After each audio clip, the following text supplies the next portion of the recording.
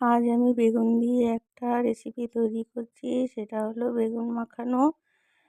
বেগুন মাখানোটা আমি কেমন করে করছি সেটা তোমরা দেখতে থাকো। তোমাদের সঙ্গে শেয়ার করছি এটা। দুটো বেগুন ফ্রিজ থেকে বার করে প্রেসার কুকারের মধ্যে জল দিয়ে সেদ্ধ করতে বসিয়ে দিলাম। সেদ্ধটা হয়ে গেছে। এটা গরম গরমই মাখাতে হয়, ঠান্ডা হয়ে গেলে ভালো মাখানো হয় না। এটা বেগুনের খোসাটাও ছাড়িয়ে নিয়েছি। এবার তার বেগুনের উপর সেদ্ধ বেগুনের উপর তেল দিয়ে দিলাম, লবণ দিয়ে দিলাম।